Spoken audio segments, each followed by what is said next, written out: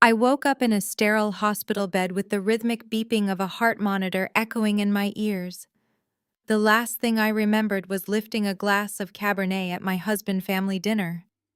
Through the crack in the door, I heard my mother-in-law whisper, "Are you sure she drank it all?" My sister-in-law let out a quiet laugh. "Relax. By tomorrow morning, every dime will be ours." My blood ran cold, but my mind had never been sharper. I reached for my phone under the blanket and texted my attorney. "Execute the plan. Now." I am Natalie, 34 years old, and a forensic data analyst who catches financial criminals for a living. My in-laws had no idea they just became my primary targets. Before I continue this story, let me know where you are watching from in the comments below. Hit like and subscribe if you have ever had to outsmart toxic family members who severely underestimated your intelligence. The heavy wooden door to my hospital room creaked open, forcing me to quickly shut my eyes and feign unconsciousness. Heavy footsteps approached my bed. I recognized the scent of expensive cologne instantly. It was Spencer, my husband of 7 years, a 35-year-old regional sales director who cared more about his golf handicap than his marriage. He placed a warm hand on my shoulder, giving it a gentle practice squeeze. "Natalie, honey, are you awake?" His voice dripped with manufactured concern. I let out a soft groan, fluttering my eyelids open to put on the performance of a lifetime. I forced my breathing to remain shallow, acting exactly like the helpless, incapacitated woman they needed me to be. Spencer leaned over me, his perfectly styled hair slightly disheveled to complete his worried husband routine. "What happened?" I murmured, letting my words slur together. "My head is spinning." "You collapsed at dinner last night," Spencer said, stroking my hair. "The doctor said it was severe food poisoning. You scared us all to death. You have been completely out of it for hours." Food poisoning. The lie was so smooth it almost made me laugh. I knew exactly what had happened. I remembered the bitter aftertaste of the wine his sister Melanie had so insistently poured for me. I remembered the sudden wave of dizziness, the room tilting, and the darkness swallowing me whole before the dessert was even served. They had drugged me. Spencer reached into his leather briefcase and pulled out a wooden clipboard with a stack of papers attached. He produced a small ink pad from his pocket, setting it on the tray table next to my bed. "I hate to bother you with this right now," he continued, his tone shifting to one of urgent practicality. "But the hospital administration is giving me a massive headache. They are saying your premium health insurance policy lapsed last month. They are refusing to run the necessary diagnostic tests until we can provide a significant deposit." I stared at him, keeping my expression blank and confused. My insurance had not lapsed. I paid the premiums manually on the first of every month directly from my personal checking account. As a forensic data analyst, I tracked every single penny that entered and exited my life with ruthless precision. The lie was glaringly obvious, but calling him out now would ruin months of careful planning. "What do you need me to do?" I asked, letting my voice crack perfectly. "I need to access our emergency savings account to pay the deposit," Spencer explained smoothly. "But the bank requires dual authorization for wire transfers over a certain amount. Since you cannot hold a pen right now, the bank manager said a thumbprint authorization on this medical release form will suffice. It just gives me temporary access to handle these hospital bills while you recover." He held the clipboard up to my face. My vision was no longer blurry, and my trained eyes immediately caught the bold legal phrasing at the top of the document. It was not a medical release form. It was a general power of attorney, a sweeping, unconditional document that would give him absolute legal control over every bank account, investment portfolio, and real estate asset in my name. He was trying to legally rob me blind while I was trapped in a hospital bed. I let out a weak cough, letting my head loll back against the pillows. "I cannot really read it, Spencer. My eyes are too blurry." "Do not worry about reading it, babe. I have got everything handled. Just press your thumb here and I will take care of the rest." He uncapped the ink pad and gently took my right hand. I allowed my arm to go entirely limp, offering no resistance, as he pressed my thumb into the dark blue ink and then firmly onto the signature line of the power of attorney document. The sheer relief that washed over his face was intoxicating to witness. He practically ripped the paper from the clipboard, blowing on the ink to dry it faster. "About time your boring spreadsheet job paid off, Natalie." The sharp, condescending voice belonged to Barbara, my 62-year-old mother-in-law. She strutted into the hospital room, her heels clicking loudly against the linoleum floor. She was dressed in a tailored Chanel suit, clutching a designer handbag that cost more than most people made in a month. She wrinkled her nose at the sterile hospital environment, aggressively wiping her handbag with a tissue where it had briefly brushed against the foot of my bed. Barbara snatched the clipboard from Spencer's hands, inspecting my thumbprint with a triumphant smirk. "Spencer has housed you for 7 years," she sneered, looking down at me with absolute disdain. "Signing over your savings is the least you can do to repay his incredible generosity. You should be grateful a man of his stature even looked twice at a working-class girl like you." I kept my face perfectly still, fighting the urge to rip the document from her manicured hands. Her delusion was legendary in our social circle. Barbara loved to play the wealthy matriarch of the local country club, hosting extravagant luncheons and boasting about her son's lucrative career. But her reality was a carefully constructed house of cards. She was drowning in secret debt, taking out multiple mortgages to fund a lifestyle she could no longer afford. And as for Spencer housing me, that was the biggest joke of all. I was the primary breadwinner in our marriage. My income from corporate fraud consulting dwarfed his regional sales salary by a massive margin. I paid the mortgage on our 4-bedroom suburban home. I funded our vacations. I paid the utility bills. Spencer spent his entire paycheck on luxury car leases, expensive golf club memberships, and God knows what else. Yet Barbara had spent the last 7 years convincing herself and everyone around us that her son was a magnanimous provider, rescuing me from poverty. "Make sure you file this immediately, Spencer," Barbara commanded, tapping the document with her long fingernails. "We do not have time to waste. Once the funds clear, we can finally stop pretending this arrangement works." Spencer nodded, slipping the forged power of attorney back into his briefcase. "Get some rest, Natalie. The nurses will be in to check on you soon. I will handle the bills and come back tonight." They did not even bother asking how I felt or if I needed water. They just turned their backs and walked out of the room, their voices fading down the corridor as they excitedly discussed their impending payout. The heavy door clicked shut, plunging the room back into silence. Instantly, my fragile demeanor vanished. I sat up straight, tossing the thin hospital blanket aside. I grabbed a wet wipe from the bedside table and vigorously scrubbed the blue ink from my thumb. My mind was racing, calculating the exact timeline of what was about to happen. They thought they had just outsmarted a woman whose entire career revolved around catching people much smarter and much more dangerous than them. They thought I was a naive, overworked wife who simply crunched numbers all day. They had no idea I had been building a cage around them for 6 months.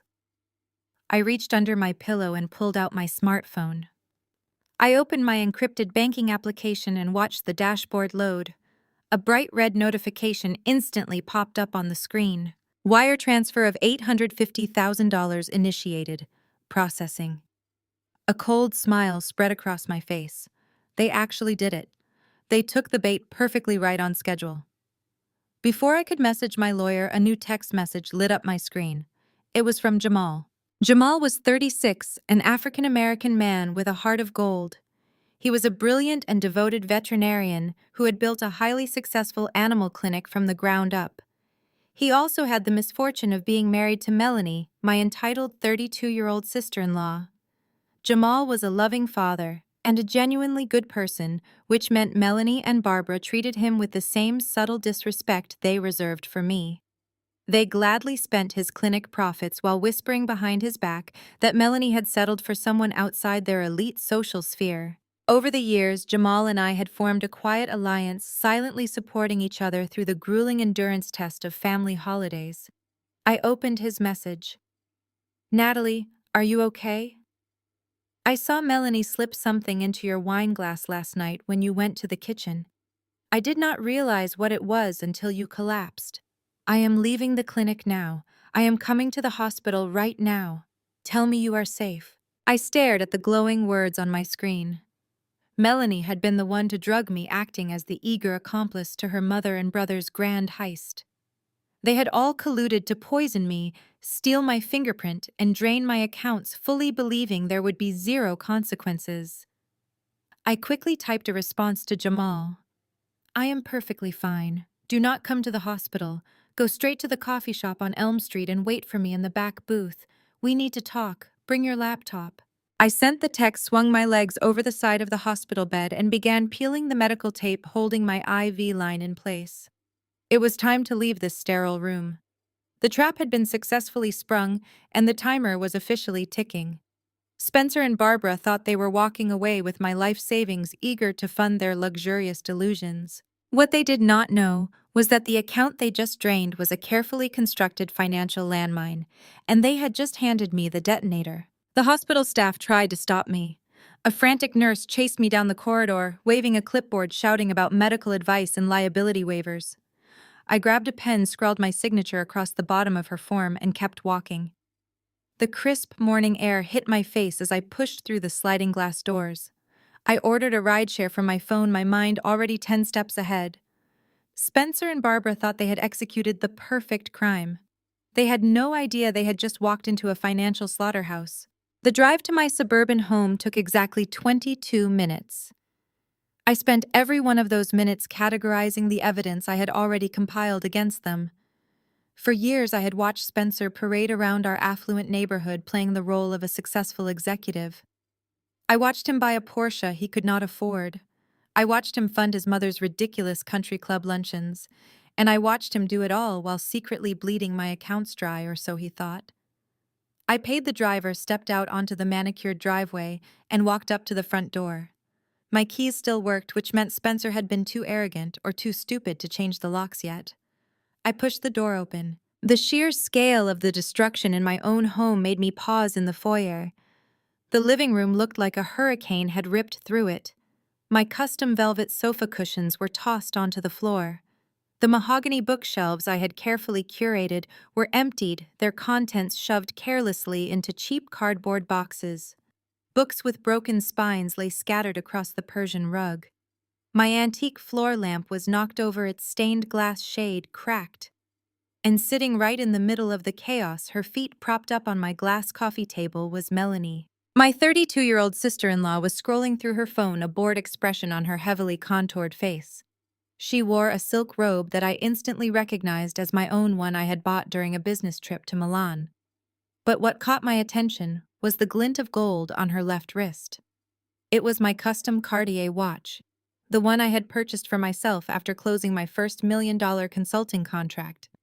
Melanie did not even flinch when she saw me standing in the doorway.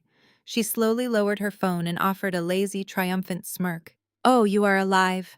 She said it with genuine disappointment, inspecting her freshly manicured nails. "Spencer said the hospital might keep you for a few days. Food poisoning can be so unpredictable." I stepped fully into the room, my eyes sweeping over the devastation. "You have been busy, Melanie." She stood up, adjusting the belt of my silk robe. "We have. Spencer is selling this house. He needs liquid capital to fund his new startup, and this place is just dead weight now. I packed your cheap clothes in garbage bags. They are sitting in the garage where they belong. You have 30 days to vacate the premises. Mom already called the real estate agent to list the property by Friday." I did not scream. I did not cry. I did not give her the satisfaction of seeing a single ounce of panic on my face. The sheer entitlement radiating from her was nothing new. I walked past her, ignoring the mess on the floor, and headed straight into the kitchen. I opened the cabinet, took out a crystal glass, and turned on the faucet. The sound of the running water seemed unusually loud in the tense silence of the house. I filled the glass and took a slow, deliberate sip. "You always loved taking things you did not earn, Melanie," I said, keeping my voice perfectly level. "Just like when you cried to Spencer to pay off your $40,000 credit card debt right after our wedding. You maxed out 5 different cards on designer shoes and luxury vacations because you wanted to pretend you were a reality television star and you expected him to fix it. He used my money to bail you out because you could not hold down a job for more than 3 weeks. Melanie laughed, tossing her hair over her shoulder. Family takes care of family, Natalie. That is how it works. Spencer is a generous man. It is too bad you are not family anymore. You are just a guest whose welcome has officially worn out. I took another sip of water, watching her preen. You really think you have won, do you not? I asked softly. I think I am wearing a $20,000 watch in a house my brother is about to sell out from under you, she countered, tapping the Cartier face with a perfectly shaped nail. I would say we won the moment you signed that power of attorney. You always thought you were the smartest person in the room just because you stare at spreadsheets all day. But you are just a glorified human calculator. And calculators do not know how to fight back against real power. I smiled, a genuine chilling smile. Keep the watch, Melanie. It looks much better with your fake tan anyway. But I strongly suggest you check the balances on your joint credit cards with Jamal. Your husband might not be as blind to your little shopping sprees as you think he is. Before she could ask what I meant by that, the heavy oak front door swung open and slammed shut. Spencer marched into the foyer, his expensive Italian leather shoes echoing sharply on the hardwood floor. He looked flushed, his chest heaving slightly, riding the high of what he believed was his ultimate victory. He stopped when he saw me standing in the kitchen. For a brief second, a flash of genuine surprise crossed his face. The doctors had assured him I would be incapacitated until at least the evening.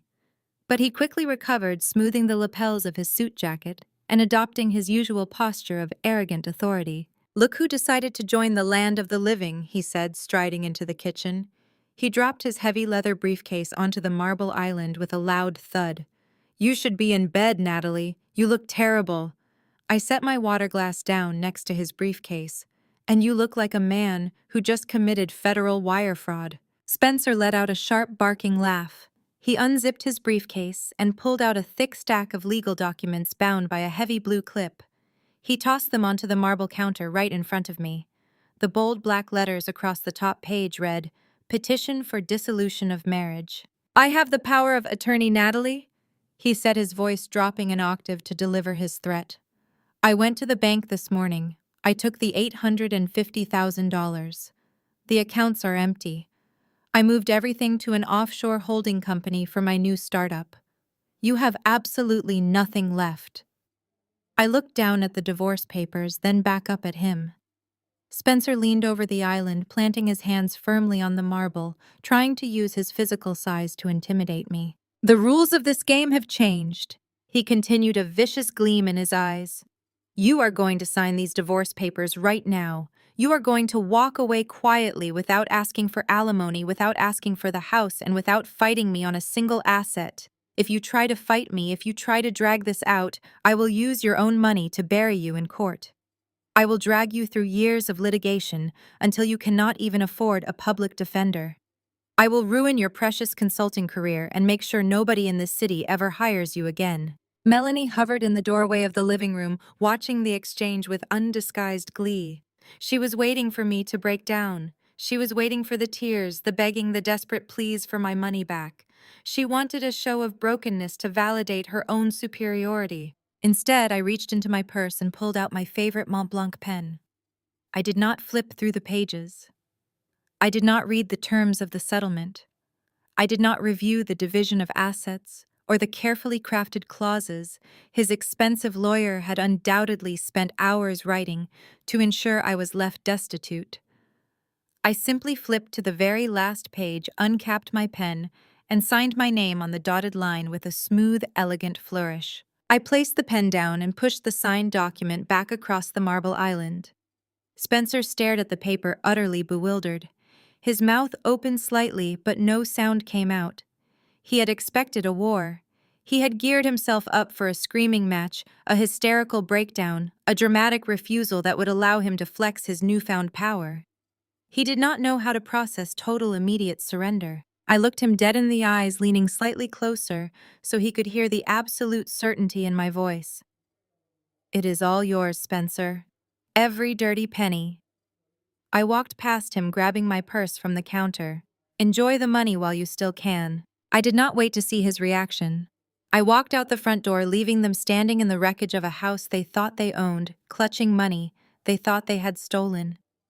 As I walked down the driveway, the cool afternoon breeze felt entirely different than it had that morning. It felt like freedom. I pulled my phone from my purse and opened my messaging application. Jamal was waiting for my signal.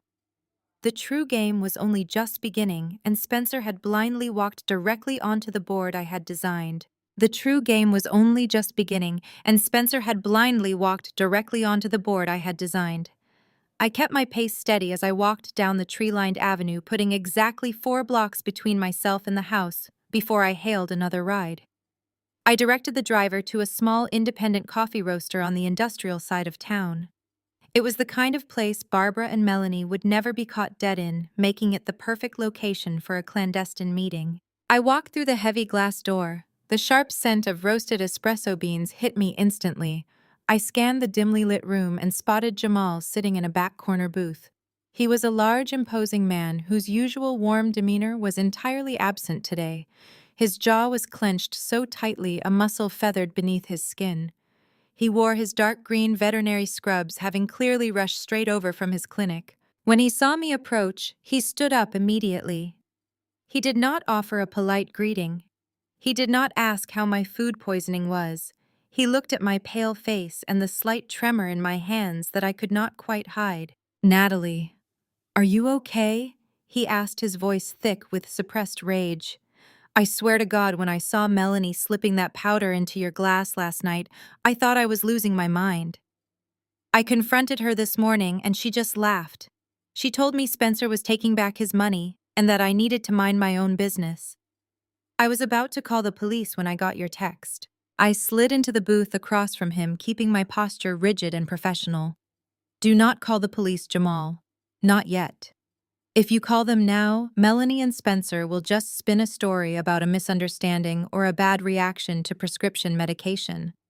Barbara will hire a crisis management team, and they will paint me as a hysterical, vengeful ex-wife. We do not strike until we can guarantee absolute destruction." Jamal sat back down heavily, running a large hand over his closely cropped hair. "I cannot believe I am married to someone capable of poisoning another human being just for a payout." He shook his head, looking exhausted. "They threw you out of your own house, Natalie. They stole your savings. We have to do something." I reached into my leather tote bag and pulled out a thick, heavy manila envelope. I placed it squarely in the center of the wooden table between us. I patted the top of it once. "I am not a victim, Jamal," I said calmly. "And that money Spencer took was not my life savings. It was a trap. But we are not here to talk about Spencer. We are here to talk about your wife." Jamal frowned, staring at the envelope as if it might explode. "What is this?" I looked him dead in the eyes. "You need to see this, Jamal. I did not just audit Spencer." I looked into Melanie. He reached out slowly and broke the wax seal on the envelope. He pulled out a stack of financial documents, bank statements, and printed photographs. I watched his face as he began to read. I knew exactly what he was looking at. As a forensic data analyst, finding hidden money was my specialty. For the past 6 months, while Spencer thought I was blindly paying the mortgage, I had been running deep background checks on every single member of his toxic family. Jamal flipped to the second page and the color drained completely from his face. "These are the operating accounts for my veterinary clinic," he said, his voice barely above a whisper. "How did you get these?" "I bypassed the standard encryption on Melanie's shared devices," I explained smoothly. "She is incredibly lazy with her passwords. She uses her own birthday for everything. Look at the highlighted transfer columns on page 3, Jamal." He flipped the page. His eyes scanned the rows of numbers darting back and forth as the reality of the math hit him. I had highlighted dozens of wire transfers, all moving from his clinic's primary operating fund into a private, untraceable offshore account under a shell company name. "She has been bleeding your business dry for over 2 years," I said, keeping my tone objective and clinical. "Every time you told her you needed to work late to cover rising medical supply costs, it was because she was actively draining your profit margins. She embezzled over $140,000 right under your nose." Jamal gripped the edges of the paper so hard his knuckles turned white. His breathing grew heavy and ragged. He dropped the papers onto the table and buried his face in his hands. Barbara always told Melanie she married down because I am a black man working with animals instead of a Wall Street banker, Jamal said, his voice dangerously low, vibrating with years of repressed humiliation. From the day we got engaged, Barbara made sure to remind me that I lacked the proper pedigree for her daughter. But Melanie swore she did not care about their snobbery. She swore she loved me for who I was. He looked up, his eyes burning with a mixture of betrayal and raw fury. I built that clinic from the ground up, Natalie. I worked 80-hour weeks. I missed my own children's school plays because I was busy covering emergency surgeries to keep us afloat. I gave her everything. I bought her the luxury cars she demanded to keep up with Spencer. I paid for the designer clothes so she would not feel left out at her mother's ridiculous country club galas, and she was stealing from me the whole time. I nodded, letting him process the betrayal. It is worse than just theft, Jamal. Melanie is not just funding a lavish lifestyle. Look at the photographs attached to the back of the file. Jamal reached for the stack again. He pulled out 3 glossy 8x10 photographs I had captured using a private investigator I hired last month. The photos showed Melanie walking out of a high-end luxury condominium complex downtown. In the second photo, she was intimately kissing a young athletic man wearing an expensive tailored suit. Jamal stared at the images, his jaw locking. He is barely out of college, Jamal noted with disgust. His name is Chase. I provided, reciting the facts from memory. He is a 22-year-old personal trainer. Melanie has been paying for his entire life using your clinic's embezzled funds. She bought him that suit. She bought him the Rolex on his wrist. Jamal threw the photos back onto the table. I am filing for divorce today. I am taking the kids and I am locking her out of every account we share. I will have my lawyer draft the papers before noon. Do not do that, I commanded, leaning across the table to ensure he caught my intensity. If you do that now, she will panic. She will run to Spencer and Barbara, and they will pool their resources to destroy you in family court. They will use the money Spencer just stole from me to hire the most vicious custody lawyers in the state. They will drag your name through the mud and try to take your children away just to punish you for daring to stand up to them. Jamal glared at me. So what am I supposed to do? Go home and smile at the woman who poisoned you and robbed my business blind? I took a slow breath, preparing to deliver the final devastating piece of the puzzle. I need you to play the devoted husband for just a few more days, Jamal. Because Melanie is not just having an affair. The rabbit hole goes much deeper than a personal trainer. Look at the lease agreement on the last page of that dossier. Jamal pulled out the final document. It was a commercial residential lease for the luxury condo featured in the photographs. He scanned the renter details, and his brow furrowed in confusion. The lease is under a corporate holding name, he said, looking up at me. I do not understand. Look at the guarantor signature at the bottom, I instructed. Jamal's eyes tracked down the page. He froze. He read the signature once, twice, and then a third time just to be absolutely certain. The anger that had been boiling just beneath the surface of his skin suddenly vanished, replaced by an ice-cold, terrifying realization. Spencer, Jamal whispered. Spencer is the guarantor on the lease for the condo where Melanie is taking her lover. I nodded, tapping my finger against the polished wood of the table. Your wife is using your hard-earned clinic money to pay the lease on a luxury condo. But it is not just a love nest for her and the personal trainer. It is a shared asset. She is splitting the cost of that apartment with Spencer. Jamal looked at me completely horrified. Why would she do that? Because Spencer's mistress lives in that exact same condo, I revealed, letting the absolute depravity of their family dynamic settle over him. Spencer and Melanie are covering for each other. Melanie embezzles from your veterinary clinic to pay half the rent, and Spencer uses the money he steals from his company to pay the other half. They use the condo as a private playground for their respective affairs, keeping the asset entirely off the books, so neither you nor I would ever find a paper trail linking them to the property. They have been laughing at us behind our backs for years, Jamal. They think we are nothing but oblivious, hardworking cash cows meant to fund their degenerate lifestyles. Jamal sat in absolute silence for a full minute. I could see the gears turning in his head. He was an incredibly smart man, a doctor who understood precision and patience. He was visualizing the sheer scale of the betrayal, mapping out every lie his wife had told him. Every late night, Spencer claimed he was at a sales conference. Every time Barbara had praised her children's flawless marriages at family dinners, they were all in on it. The entire family was a cesspool of fraud, infidelity, and arrogance. When Jamal finally looked up at me, the warm, compassionate veterinarian I had known for 7 years was gone. The man sitting across from me now was a weapon stripped of all mercy and primed for absolute retaliation. His eyes were ice-cold, devoid of any hesitation or fear. He carefully gathered the documents, stacked them neatly, and slid them back into the manila envelope. He placed his hands flat on the table, leaning in close. "What is the plan, Natalie?" Jamal asked, his voice steady and dangerously calm. "Tell me what to do." The transition from the coffee shop to my attorney's office was a blur of calculated anticipation. I had left Jamal with the manila envelope and strict instructions to maintain his composure. "You go back to the clinic," I told him, pushing the files firmly into his hands. "You act like absolutely nothing is wrong. You kiss your wife, you ask about her day, and you do not give her a single reason to suspect that you know she is destroying your livelihood. I need 48 hours to pull the net completely shut." Jamal had stared at the envelope for a heavy second before tucking it under his arm. He stood up, his posture completely transformed from a defeated husband into a man preparing for war. He gave me a single sharp nod and walked out without looking back. Now, 20 minutes later, I stepped out of the elevator onto the 42nd floor of a gleaming glass skyscraper in the heart of the financial district.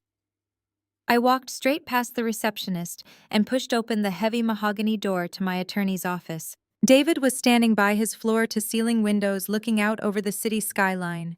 He was a ruthless corporate litigator who wore $1,000 suits and treated legal battles like a blood sport. He turned around as I entered, pointing a silver pen at his massive dual monitors. "He actually took it," David said, shaking his head in a mixture of disbelief and pure amusement. "The wire transfer cleared an hour ago." Spencer drained the entire account.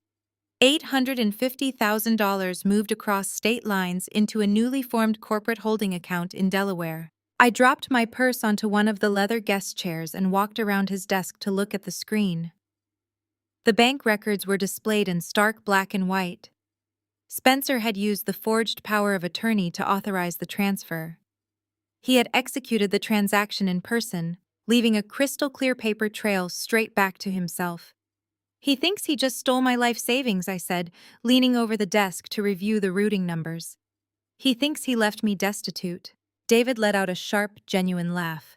"He actually used a forged power of attorney to wire stolen corporate funds across state lines. He always did think he was the smartest guy in the room." I smiled, feeling a deep, satisfying warmth spread through my chest. Spencer had spent our entire marriage constantly belittling my intelligence. Whenever we attended his lavish corporate dinner parties, he would introduce me to his wealthy colleagues with a condescending pat on the back.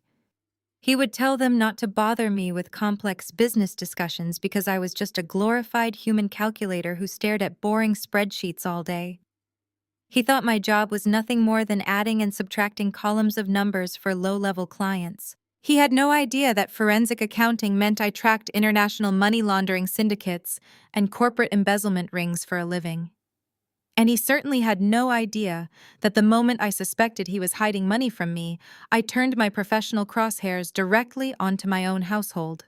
"Let us review the timeline for the federal authorities," David said, pulling up a fresh document on his screen.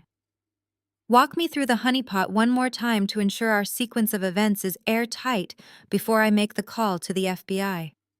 I stood up straight, crossing my arms as I recited the trap I had spent 6 months building. Spencer is the regional sales director for a massive tech logistics firm run by a CEO named Mr. Caldwell. I began keeping my voice clinical and precise. About a year ago, I noticed discrepancies in our household income. Spencer was bringing home less money, but buying expensive watches and leasing luxury cars. When I asked him about it, he claimed his commission structure had changed and he was just spending his base salary. But the math did not add up, so I ran a discreet audit on his accounts.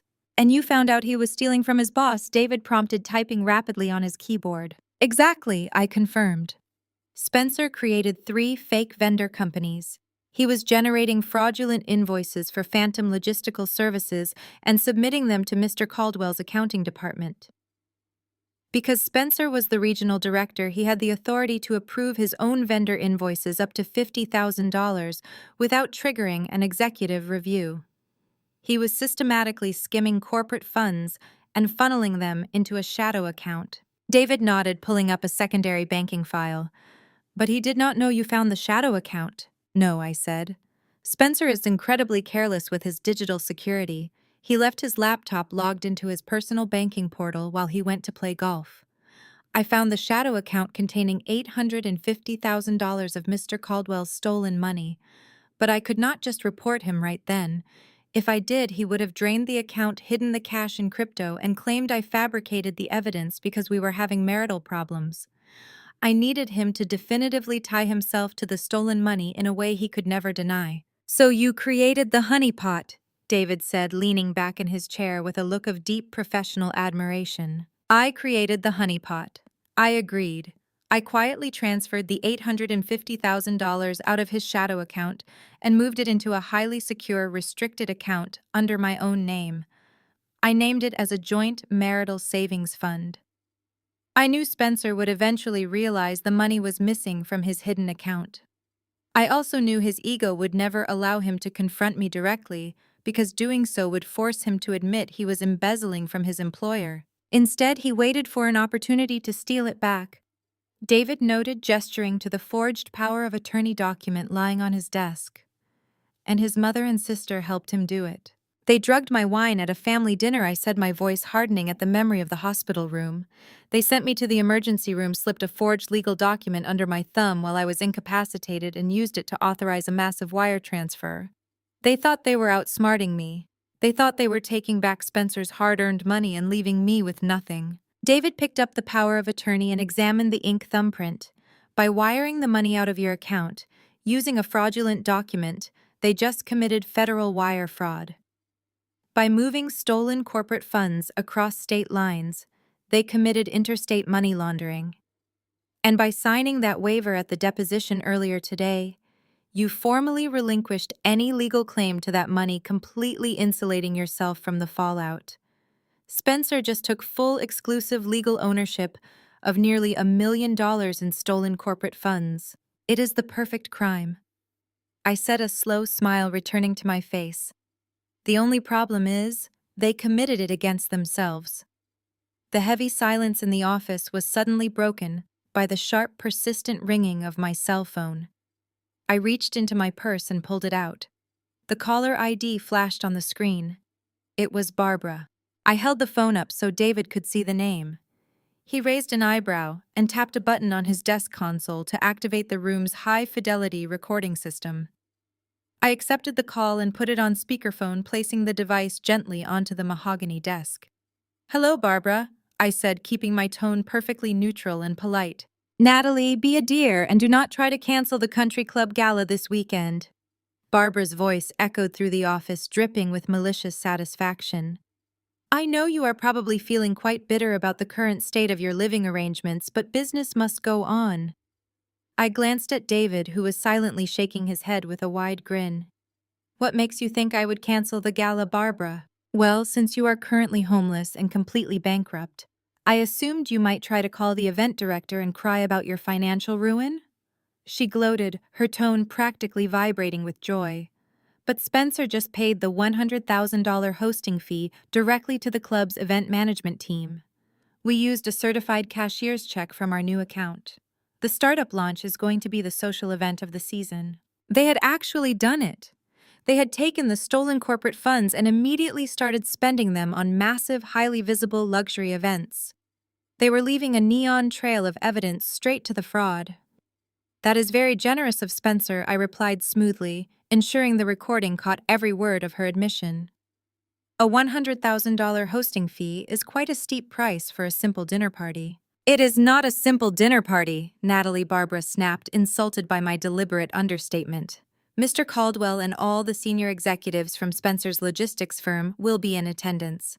We are rolling out the red carpet to impress them. Spencer is going to announce his new private venture, and we are expecting major capital investments from the board. It is a high society function. You would not understand the intricacies of elite networking. I understand perfectly, I said, tracing the edge of David's desk with my finger. Good, Barbara sneered. And Natalie, since you are currently unemployed and out on the street, you can come serve hors d'oeuvres if you need the cash. I am sure the catering manager can find a spare apron for you. Just make sure you use the service entrance in the back. We do not want you upsetting the actual guests. I looked at David. He gave me a subtle nod, confirming we had everything we needed. The trap was set, the bait was swallowed, and the perpetrators were eagerly building the stage for their own public execution. Enjoy the party, Barbara, I replied, my voice steady and sweet. I hope the IRS is on your guest list. I ended the call before she could respond. The silence rushed back into the room, heavy with anticipation. David reached across his desk, turned off the recording system, and began saving the audio file to an encrypted external server. He looked up at me, adjusting his cuffs with clinical precision. Are we ready to pull the trigger? David asked. I picked up my purse and slipped the phone back inside. Send the entire dossier to Mr. Caldwell, I instructed. Include the fake vendor invoices, the offshore routing numbers, and the audio recording of Barbara confirming they used his stolen money to pay for his own company gala. And David, yes, Natalie, make sure the FBI Financial Crimes Division gets a copy of that forged power of attorney by tomorrow morning. I want agents waiting in the wings before the first bottle of champagne is popped. Consider it done, David said, turning back to his monitors. I walked out of the office and headed for the elevator. Spencer and Barbara thought they had destroyed me. They thought they had secured their place in high society. They had absolutely no clue that this weekend their precious country club gala was going to become a federal crime scene. The elevator doors slid shut on David's gleaming mahogany office, but my mind was already recalibrating for the next tactical maneuver. I had the legal snare perfectly positioned for the upcoming country club gala, but I urgently needed my physical files. The encrypted hard drives I kept hidden beneath the floorboards in my home office contained the final unredacted ledgers of Spencer's corporate embezzlement. They were the absolute nail in his coffin, and I was not about to leave them sitting in a house currently occupied by thieves.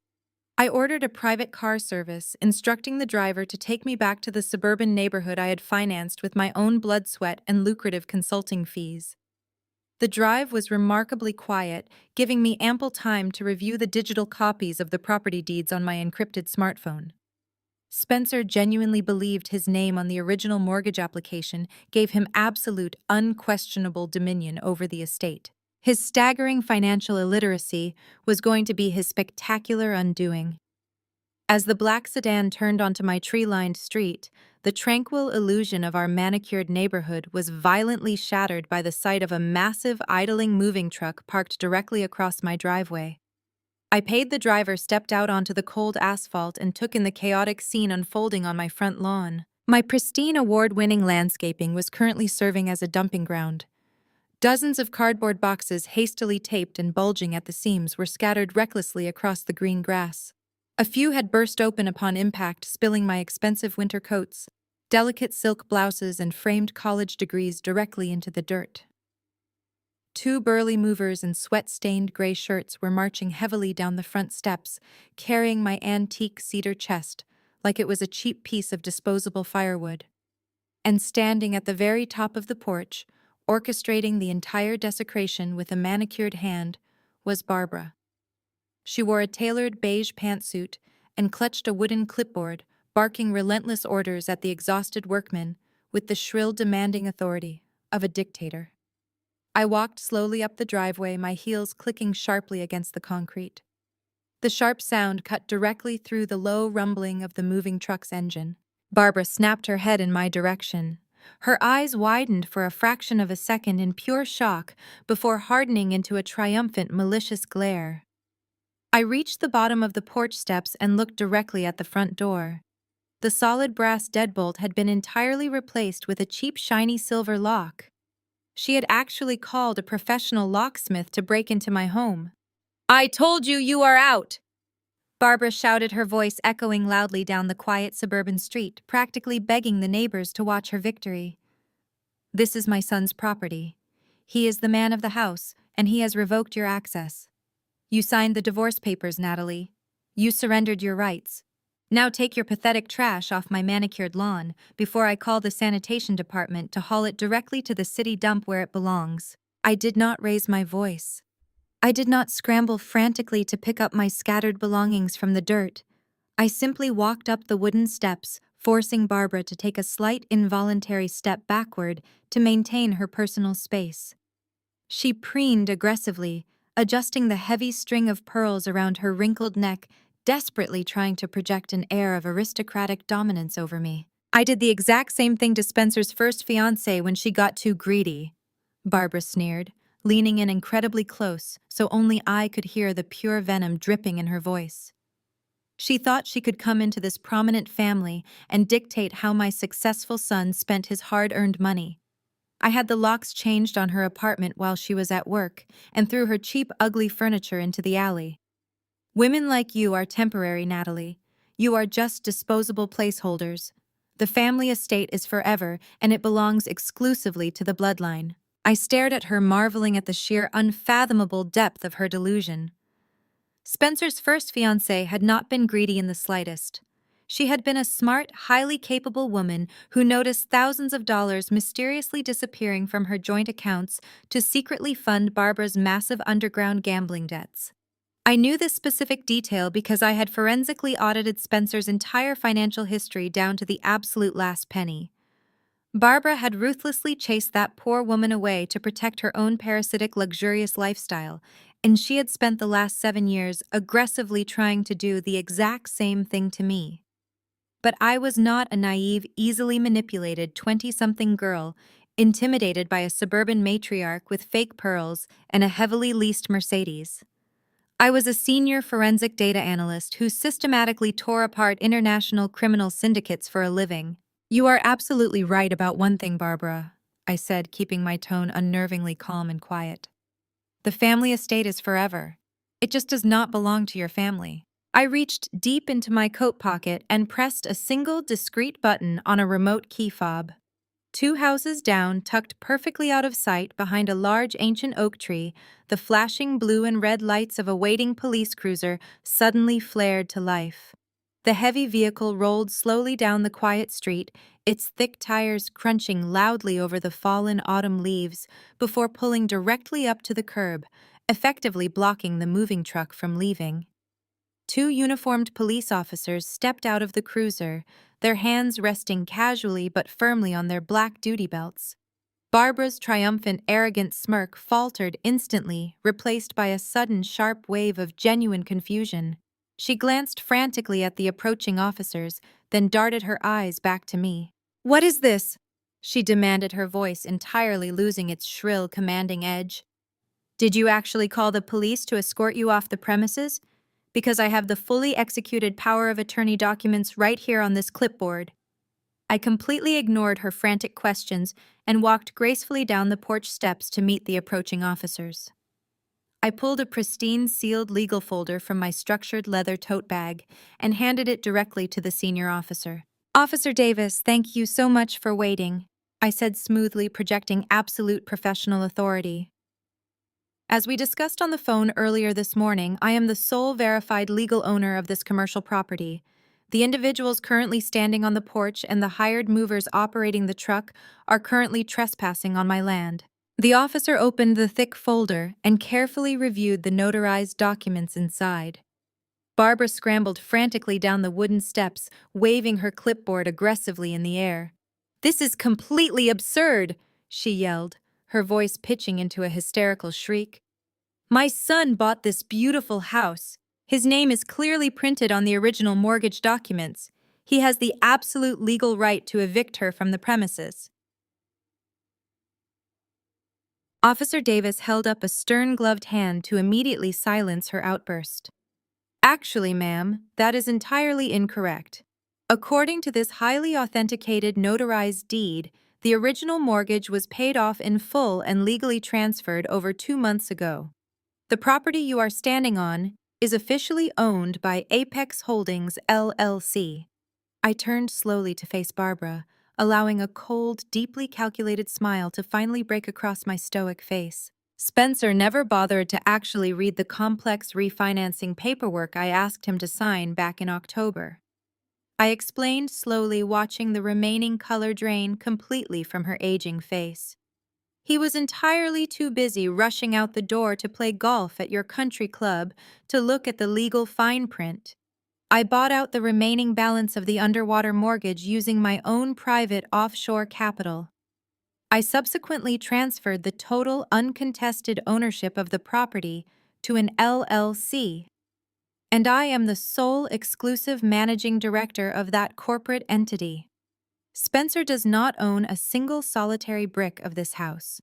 He is technically classified as a month-to-month tenant, and because he foolishly attempted to illegally change the locks on the documented property owner, his tenancy is now effectively and legally terminated. Officer Davis turned his attention to the two burly movers who were standing completely frozen on the lawn, still holding a heavy taped box of my expensive winter coats. "Put the box down and step away from the property immediately," the officer commanded with unmistakable authority. "You are actively participating in an illegal, unauthorized lockout." The movers immediately dropped the heavy box onto the grass and backed away quickly, holding their calloused hands up in total surrender. "We just got hired through an internet app, man. We don't want any legal trouble today." Barbara was visibly hyperventilating now. Her chest heaved dramatically beneath her tailored suit as she stared at the official deed resting in the police officer's hands. "No," she stammered, shaking her head in fierce, desperate denial. "No, that is absolutely impossible. Spencer has the power of attorney. He legally controls all of your financial assets." "The power of attorney only covers standard personal accounts strictly in my name, Barbara," I said, driving the final, devastating conceptual blade directly into her chest. "It does not grant him any access to private corporate entities. You and your embezzling son are officially trespassing on private commercial property. You have exactly 2 minutes to vacate these premises entirely before I have you arrested and booked for breaking and entering." Officer Davis stepped aggressively toward Barbara, gesturing firmly toward the street. "You need to leave the area right now, ma'am. If you step foot on this property again, you will be taken into police custody." Barbara's eyes darted wildly around the ruined lawn, looking at the scattered cardboard boxes, the quickly retreating movers, and the impassive, unyielding faces of the police officers. The brutal reality of her total, humiliating defeat was crashing down on her all at once, shattering her carefully constructed aristocratic facade into a million pathetic pieces. But like a desperate, cornered animal facing imminent destruction, she lashed out with one final chaotic maneuver. She spun around wildly and lunged up the porch steps, heading straight for the small wrought iron table positioned near the front door. My heart skipped a crucial beat. I had accidentally left my emergency backup drive sitting on that table when I rushed out of the house this morning to go to the hospital. It was a small, silver, highly encrypted flash drive containing the raw data backups of Spencer's illegal offshore routing numbers. Barbara snatched the silver flash drive from the table, clutching it tightly to her chest like a physical lifeline. She backed away toward the far edge of the porch, her face twisted into an ugly, manic, victorious snarl. She pointed a trembling, accusatory finger directly at me. "I know exactly what you are doing," she screamed, her voice cracking with hysterical, unhinged desperation. "You think you can just take everything from us. But I saw you working on this drive last night. I know you hide your digital money on these things. I have your crypto keys, you little witch. You are not going to get a single cent of it back."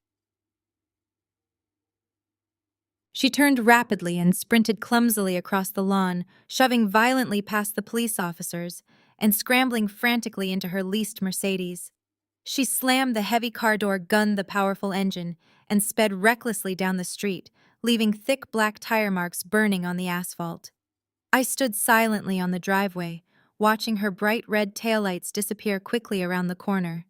She had just stolen a heavily encrypted federal evidence file, absolutely convinced she now held the exclusive digital keys to my hidden wealth. I looked calmly at Officer Davis, who was staring down the empty street in utter complete bewilderment.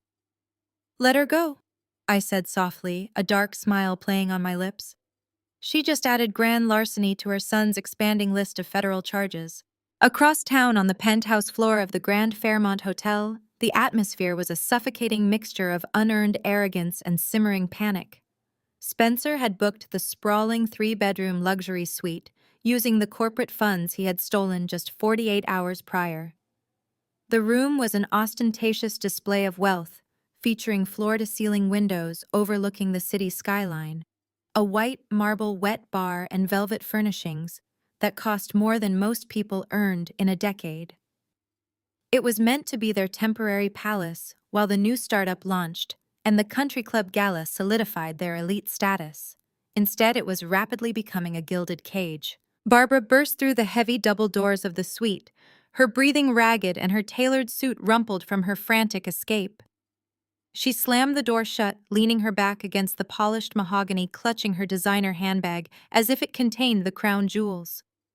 Spencer and Melanie looked up from the velvet sectional sofa where they had been aggressively scrolling through their phones. Spencer stood up, smoothing the front of his expensive vest. He walked over to the marble wet bar and grabbed a heavy crystal decanter filled with aged single malt scotch. He splashed a generous amount into 2 glasses, sliding one across the counter to his sister. Melanie took it without a word, her eyes still glued to her phone, completely oblivious to the fact that her own husband was currently working with me to dismantle her entire life. Spencer took a long, aggressive swallow of his scotch, the amber liquid burning down his throat. His face was flushed with a dangerous cocktail of bruised ego and toxic entitlement. He slammed the crystal glass onto the marble countertop, the sharp crack echoing through the cavernous suite. "I was the man of that house," Spencer rants to Melanie, his voice escalating into a furious snarl. He began pacing the length of the room, his leather shoes sinking into the thick carpet. "She kept hiding money from me, acting like she was the boss, just because she sat at a computer running numbers all day. She paid the mortgage, sure, but she did it to emasculate me. She wanted to hold it over my head. It is time I take back what a husband is owed." Melanie nodded lazily, taking a delicate sip from her glass. "She never respected you, Spencer. She never understood how high society works or what it takes to maintain our family image. She was just a working-class girl playing dress-up. You deserve every penny you took from her accounts. It is compensation for putting up with her sterile, boring personality for 7 years." Their shared delusion was practically an art form. They fed off each other's narcissism, reinforcing their warped reality, where they were the perpetual victims of my supposed tyranny. Spencer truly believed that by stealing from his employer and attempting to leave me destitute, he was simply reclaiming his rightful position at the top of the food chain. He viewed my financial independence not as a partnership, but as a direct threat to his masculinity. Barbara finally caught her breath and pushed herself away from the door. She marched into the center of the living room, a wild, manic grin stretching across her aging face. She reached into her handbag and pulled out her prize. It was the small silver flash drive she had snatched from my porch table. She held it up to the light, letting the metallic casing catch the glare of the crystal chandelier. "Do not worry about the house," Barbara announced, her voice trembling with adrenaline and greed. "The house is just a brick box. Natalie thinks she outsmarted us with her little LLC trick, but she made a fatal mistake. She left this sitting right on the table." Spencer stopped pacing and stared at the small device. "What is it?" "It is her secret stash," Barbara declared triumphantly. "I saw her plugging this exact drive into her laptop late last night." "You know how these tech people are, Spencer. They do not keep their real money in traditional banks. They hide it in cryptocurrency. Millions of dollars completely untraceable, locked away on hardware wallets just like this one. She was probably planning to use it to fund her new life after the divorce. But I took it. I have her crypto keys." Spencer's eyes widened, the lingering frustration over the house instantly evaporating, replaced by a blinding, insatiable greed. The prospect of millions of dollars in untraceable digital currency completely bypassed any logical reasoning he might have possessed. He did not stop to question why a cautious forensic data analyst would leave a hardware wallet containing millions of dollars sitting casually on a patio table. He only saw the money. He only saw his ultimate victory. "Give it to me," Spencer commanded, holding out his hand. Barbara dropped the silver drive into his palm. Spencer practically ran to the dining table where his sleek, high-end laptop was already open and running. Melanie set her drink down and followed him, peering eagerly over his shoulder. The three of them clustered around the glowing screen, a picture of familial corruption united by their shared desire to ruin me. Spencer sat down, his fingers hovering over the keyboard. He took a steadying breath, savoring the moment of his perceived triumph. With a swift, decisive motion, he pushed the silver flash drive directly into the USB port of his laptop. A small notification chimed. The screen flickered for a fraction of a second. A gray window popped up displaying a standard loading bar. "It is encrypting," Spencer whispered, leaning closer to the screen. "It is establishing a secure connection. We just need to wait for the prompt to bypass the security wall. Once we are in, I am routing every single digital coin straight into the offshore account I set up yesterday. She will be left with absolutely nothing." 10 miles away, I was sitting in the heavily fortified sub-basement of David's law firm. We had converted a secure conference room into a temporary digital command center. The walls were soundproofed, and the internet connection was routed through a military-grade encrypted network. I sat in a high-backed ergonomic chair, staring intensely at a massive curved monitor. A steaming cup of black coffee sat untouched beside my keyboard. The silver flash drive Barbara had stolen was not a cryptocurrency hardware wallet. It was not a storage device for digital funds. It was a custom-built, highly aggressive digital payload known in cybersecurity circles as a rubber ducky. I had spent 3 days meticulously programming it. It was designed to look identical to a high-end encrypted storage drive, complete with the weight and metallic finish that screamed security. But its actual function was entirely offensive. The moment Spencer plugged that drive into his active computer, he bypassed his own firewall. The drive was programmed to execute a hidden macro the instant it detected an operating system. It did not need a password. It did not need permissions. It acted as a digital beacon, opening a silent, invisible backdoor directly into the core of his hard drive. A sudden, sharp chime echoed through the quiet conference room. The massive, curved monitor in front of me instantly lit up. Lines of green code began scrolling rapidly across the black screen, cascading downward like digital rain. I placed my hands on the keyboard, my fingers flying across the keys with practiced, ruthless precision. "We are in," I said softly. The sound of my own voice seemed loud in the sterile room. The hidden macro had executed flawlessly. Spencer's laptop, the central hub for his entire fraudulent empire, was now completely exposed to my network. I did not just have access to his files, I had total, unmitigated control over his entire digital existence. A series of organized folders bloomed across my screen. I bypassed his flimsy secondary passwords with a few rapid keystrokes. I opened the first directory. It was an absolute goldmine. Spencer had saved the login credentials, routing numbers, and digital tokens for the exact offshore holding accounts he had used to hide Mr. Caldwell's stolen corporate funds. He had even kept a meticulously detailed spreadsheet tracking the embezzled amounts, essentially writing his own federal confession and signing it with his own digital footprint. But that was not the ultimate prize. I navigated to a hidden encrypted messaging application buried deep within his system files. The macro ripped through the encryption protocol in seconds. Thousands of private messages flooded my screen in an unstoppable torrent of evidence. They were the communications between Spencer and his mistress. Pages upon pages of explicit text messages, hotel receipts, and digital transfers. But the most damning evidence was the financial cross-pollination.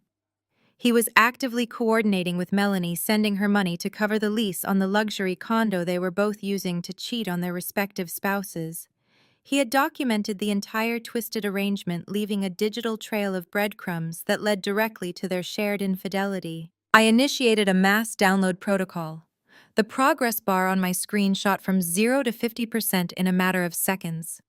Every stolen dollar, every lie, every hidden betrayal was being funneled directly onto my secure servers. Spencer had wanted to take everything from me. By plugging in that drive, he had just handed me the keys to his complete and total destruction. She downloads everything. The heavy oak doors swung shut behind Spencer and Harrison, sealing their catastrophic legal blunder into the official court record. David and I exchanged a single victorious glance. The federal trap was permanently locked around Spencer, but my work was far from finished. The second half of this synchronized demolition belonged exclusively to Jamal. I pulled out my encrypted smartphone and sent a secure message to his personal number. It was the green light. The final phase of our retaliation was officially in motion. I left the law firm and returned to my secure basement office, sliding into my ergonomic chair and activating my monitor bank. Jamal had asked me to monitor the upcoming confrontation for his own legal protection. He had discreetly installed a high-fidelity audio recording device in his kitchen ceiling. The hidden digital feed hummed to life on my screen, displaying the pristine, modern kitchen of the home he shared with a woman who was actively trying to destroy him. Over the past 48 hours, Jamal had executed my instructions with absolute perfection. He had gone back to his veterinary clinic and acted like a loving, oblivious husband. His sudden emotional flatline, stripped of any jealousy, had completely unnerved her. Melanie thrived on drama and attention. When Jamal stopped reacting, she sensed him pulling away, and that triggered a massive, desperate panic. She needed liquidity, and she needed it immediately. Spencer had been feeding her lies about his impending wealth, but their shared lifestyle of luxury hotel suites required actual cash. With her own credit cards maxed out, she decided to forcefully liquidate Jamal's most valuable asset. I pulled up the regional review boards on my left monitor. Overnight, Jamal's highly respected independent veterinary clinic had been bombarded with a synchronized wave of devastating one-star reviews. They were vicious, fabricated accounts of botched surgeries and horrific animal neglect. The goal was transparently ruthless. Melanie wanted to manufacture a sudden, catastrophic public relations crisis that would destroy the clinic's reputation, forcing Jamal to panic and sell the practice at a fire sale price. Since they were married, she intended to demand half of the liquidation cash in the impending divorce, using it to fund her new life with Spencer. It was a venomous, calculated strategy, but she had made a critical mistake. She assumed the internet was anonymous. I had run a forensic trace on the reviews at Jamal's request. It took me exactly 14 minutes to bypass the cheap proxy servers she had utilized. Every single defamatory review, every fake account, and horrific accusation had been posted from the exact same dynamic IP address. I tracked that address directly to the cellular network data log of the burner phone Melanie currently kept hidden in her designer purse. I had compiled the definitive proof into a neat, undeniable digital packet and sent it to Jamal's tablet. On my main monitor, the video feed showed Melanie pacing nervously across her marble kitchen floor. She was clutching a glass of white wine, wearing expensive silk loungewear, purchased with Jamal's money. She was aggressively refreshing the digital review pages on her phone, watching the artificial destruction of her husband's livelihood with anxious, greedy anticipation. The heavy front door clicked open, and Jamal walked into the frame. He looked entirely different from the defeated man I had met in the coffee shop just days ago. His shoulders were squared, his posture was rigid, and his face was carved out of cold stone. He placed his heavy leather briefcase on the kitchen island and looked directly at his wife. Melanie immediately launched into her rehearsed theatrical performance. She rushed toward him, her face twisted into a mask of fake, exaggerated distress. "Jamal, it is a disaster!" Melanie cried, waving her phone frantically in his direction. "Have you looked online today? The clinic is being absolutely destroyed. There are dozens of horrible reviews everywhere. People are calling you a monster. You're going to lose all of your clients by tomorrow morning. We are going to be completely ruined." Jamal did not flinch. He did not drop his briefcase. He did not offer her a comforting embrace. He simply stood there staring at her with eyes that looked like frozen lakes. It really is a tragedy, Melanie babbled, pacing around the kitchen island, taking a large gulp of her wine. You cannot fight this kind of public backlash, Jamal. The internet never forgets. The corporate buyout offer from Apex Veterinary is still on the table. You need to call them right now. You need to sell the practice before the value hits zero. We can take the cash rebrand and start over somewhere else. It is the only logical choice to save our finances. Jamal slowly reached into his suit jacket and pulled out a thick, legal-sized envelope. He placed it gently on the marble countertop, sliding it precisely 1 inch in her direction. I am not selling my clinic, Melanie, Jamal said, his voice dropping an octave, rumbling with a calm, dangerous authority. And there is no public backlash. There is only you, a burner phone, and a desperate, pathetic attempt to liquidate my life's work. Melanie froze. Her manic pacing stopped instantly. She lowered her wine glass, her eyes darting nervously toward the thick envelope. What are you talking about? She stammered, attempting to maintain her facade of innocent confusion. I am trying to help you save our family finances. Jamal tapped the envelope with his index finger. Natalie ran the digital forensics on every single review posted last night, he stated, stripping away the last remaining shreds of her cover story. She traced the IP addresses directly back to the hidden prepaid cellular device currently sitting at the bottom of your Prada handbag. You spent 5 hours last night systematically fabricating stories about me killing family pets, just so you could force a corporate buyout and steal half the equity to fund your pathetic affair with Spencer. The color drained completely from Melanie's face. The mention of Spencer's name hit her like a physical blow. She realized in a fraction of a second that her entire clandestine life, her carefully orchestrated lies, and her destructive financial sabotage had been entirely exposed. The innocent, supportive wife routine shattered, leaving only the ugly, entitled reality underneath. She slammed her wine glass down onto the marble counter, the liquid sloshing violently over the rim. Her face contorted into a mask of pure, unadulterated venom. The sheer panic of being caught instantly morphed into defensive, explosive rage. You want to know the truth? Melanie screamed, her voice echoing shrilly through the kitchen, completely abandoning her gentle persona. Fine.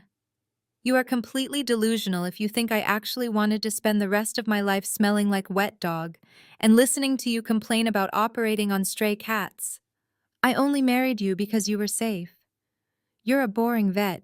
Spencer is making millions, and I deserve that lifestyle. Jamal remained perfectly still, letting her toxic confession hang in the air, allowing the hidden microphone to capture every single word of her vile admission. You have no ambition, Melanie continued, pacing aggressively, her hands gesturing wildly.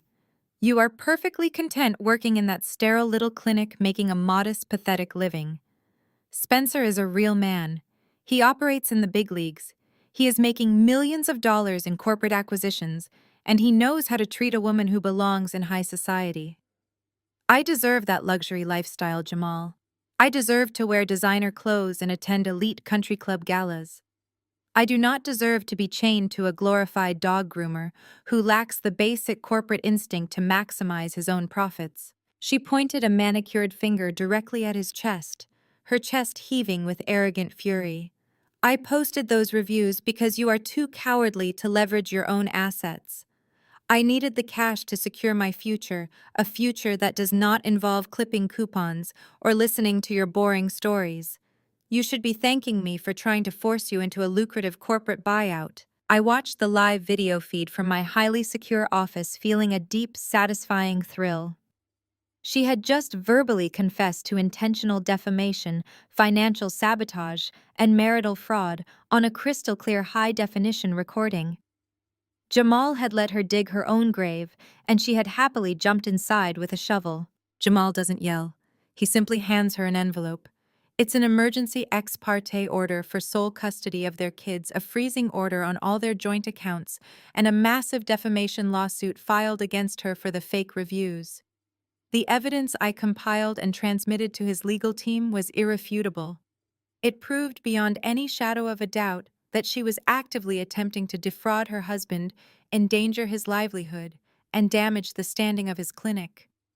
Every single fake review, along with the precise timestamps and the corresponding IP logs, had been formally entered into the official court record. The judge had seen her malicious, coordinated digital attack for exactly what it was. Her plan to destroy a good man and steal his cash to fund her fantasy life with Spencer was officially dead. The law had spoken, and it was entirely on Jamal's side. He offers her no pity, no apologies, no sympathy, and no second chances to explain her horrible betrayal. "Pack your bags, Melanie. You're cut off," Jamal says calmly. The heavy silence that followed Jamal's devastating ultimatum was absolute. He did not wait for Melanie to launch into another hysterical tirade or attempt to negotiate her way out of the corner she had enthusiastically painted herself into. He simply turned his back on her, picked up his briefcase, and walked out of the kitchen, leaving the emergency ex parte order resting on the pristine marble countertop. Melanie was entirely neutralized, surgically removed from his life and his veterinary practice with the very same clinical precision she had tried to use against him. Jamal sent me a secure single-word text message confirming the operation was complete. I smiled at my encrypted monitor. The second flank of our coordinated retaliation had held perfectly. Now the main event was rapidly approaching. The weekend of Spencer's highly anticipated startup launch gala finally arrived, casting a palpable buzzing energy over the city's affluent suburban neighborhoods. The venue was the prestigious Oak Creek Country Club, an exclusive members-only enclave where generational wealth and corporate arrogance violently collided.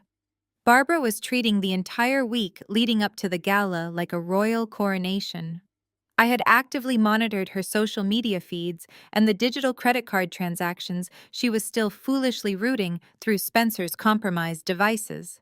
She was strutting around town treating the local service workers like absolute peasants.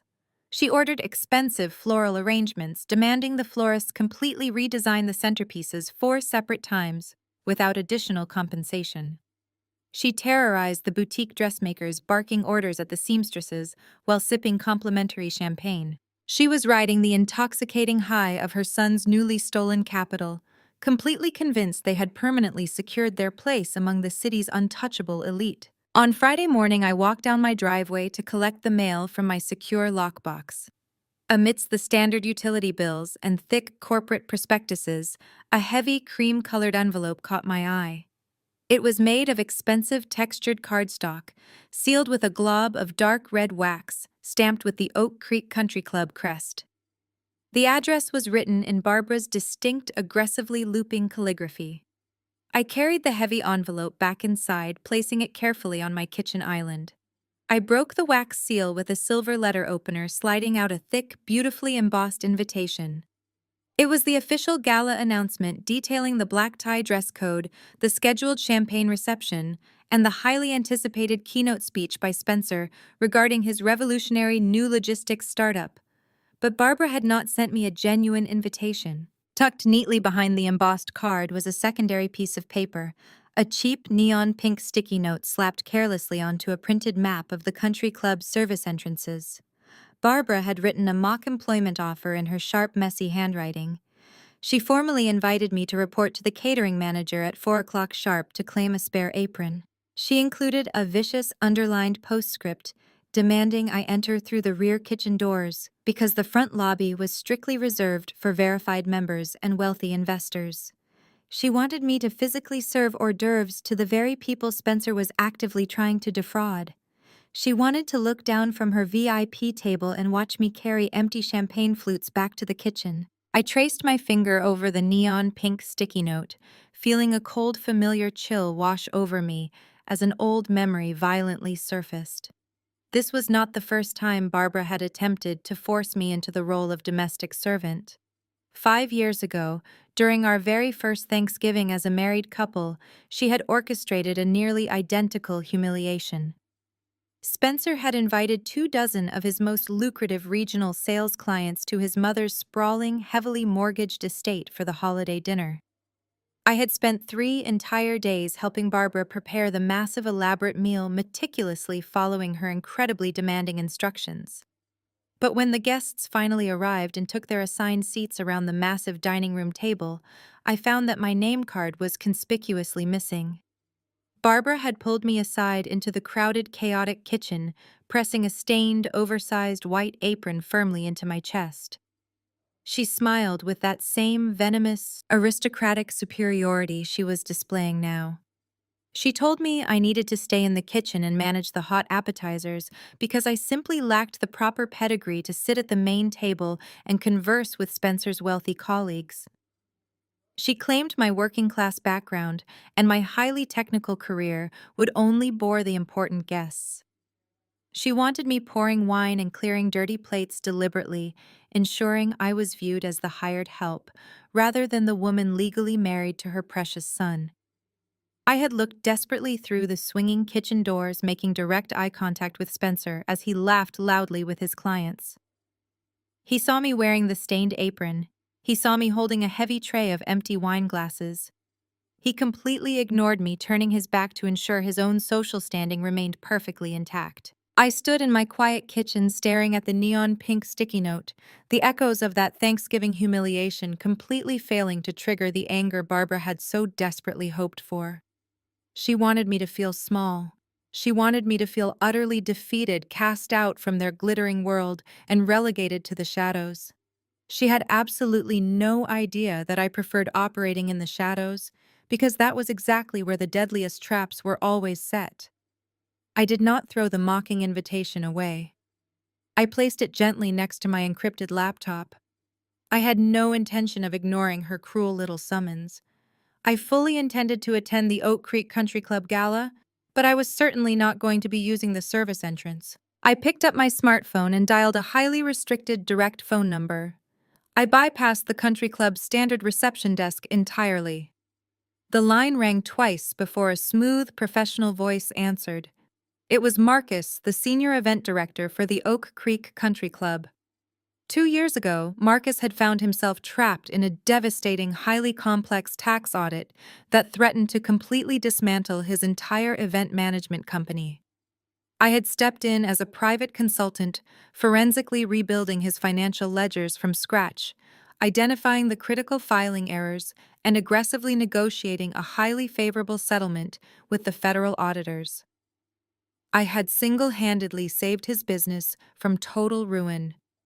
He had sworn absolute, unwavering loyalty to me, promising to repay the massive favor whenever I required it. Natalie, Marcus said, his voice instantly warming with genuine gratitude. It is an absolute pleasure to hear from you. How can I possibly assist you today? I need to make an adjustment to tonight's event, I said, keeping my calm tone perfectly level as I slowly paced across the hard kitchen floor. The startup launch gala being heavily funded by Spencer and Barbara inside your main ballroom later this very busy weekend. Marcus sighed, the sound carrying a distinct note of professional exhaustion. Yes, the upcoming startup launch gala. They have been an absolute nightmare to deal with all week. Barbara has insulted 3 of my best servers, and Spencer demanded we import a specific brand of vintage champagne. But their cashier's check cleared the bank, so we are accommodating their aggressive demands. Exactly what kind of immediate adjustment do you need, Natalie? I sat down at my kitchen island, opening my laptop and accessing my secure offshore holding accounts. I am looking at the event's promotional materials right now, Marcus. I see that Spencer has purchased the standard premium hosting package. I want to know exactly what it would cost to completely override his contract and secure the absolute top-tier platinum title sponsorship for the entire evening. There was a brief, stunned silence on the other end of the phone. Marcus was a seasoned professional, but even he was momentarily thrown off balance by the sheer audacity of my request. The platinum title sponsorship is incredibly expensive, Natalie. It gives the sponsor complete, absolute creative and administrative control over the entire event. It dictates the branding, the seating arrangements, and the microphone access during the keynote speeches. Spencer paid $100,000 for the premium package. The platinum tier requires an immediate, non-refundable wire transfer of $250,000. I did not hesitate for a single microsecond. I already had the offshore funds perfectly positioned and fully ready to immediately deploy. Send me the secure routing number right now, Marcus. I am initiating the wire transfer today. I want the platinum title sponsorship locked securely in my name, and I want it done silently. I will be attending the Oak Creek Gala tonight, but I will definitely not be attending as the hired waitstaff. I will be attending the gala as the platinum title sponsor. The evening air was exceptionally crisp and thick, with the heavy scent of expensive designer perfume, imported cigars, and desperate corporate ambition, as my chauffeured black town car slowly pulled up to the grand sweeping entrance of the elite Oak Creek Country Club. The valet rushed forward to open my door, and I stepped out onto the pristine cobblestone driveway. The venue was a fortress of exclusionary wealth, surrounded by manicured lawns and towering oak trees. As I walked toward the front doors, my eyes briefly drifted toward the discreet service entrance on the left side of the building. Seeing it triggered a vivid freezing memory from exactly 5 years ago. It was our very first Thanksgiving as a married couple. Spencer had invited 24 of his most lucrative regional sales clients to Barbara's sprawling, heavily mortgaged estate. I had spent 3 entire days cooking the elaborate meal, but when the guests arrived, Barbara handed me a stained white apron. She told me I lacked the proper pedigree to sit at the main table. She forced me to serve drinks to Spencer's friends, ensuring I was viewed as the hired help. Spencer had watched me carry heavy trays of empty wine glasses and completely ignored me to protect his own social standing. I pushed the bitter memory away entirely. I was no longer the obedient, tragically invisible wife desperately seeking their approval. I handed my platinum sponsor credential to the tuxedo-clad concierge at the front reception desk. His eyes widened significantly as he processed the highest tier of access. He immediately bowed his head in deference and swiftly waved me past the velvet ropes. I walked down the long, heavily carpeted hallway, leading to the main ballroom, feeling the heavy silk of my custom-tailored gown swish against my legs. It was a breathtaking emerald masterpiece, cut with sharp architectural precision that radiated quiet, absolute power. I stepped through the double mahogany doors and into the sprawling, magnificent ballroom. The massive space was packed to maximum capacity, with the city's highest financial elite, incredibly wealthy private investors, and Spencer's demanding corporate bosses. Waitstaff wove seamlessly through the densely packed crowd, carrying silver trays of caviar and vintage champagne. I paused intentionally at the very top of the grand sweeping staircase that descended into the room. As I moved down the first few steps, a strange cascading silence began to ripple rapidly through the venue. Heads turned. Elite conversations halted mid-sentence. The sharp clinking of crystal glasses slowly faded into a tense, buzzing hush. The entire room went completely silent. I was an undeniable, commanding presence.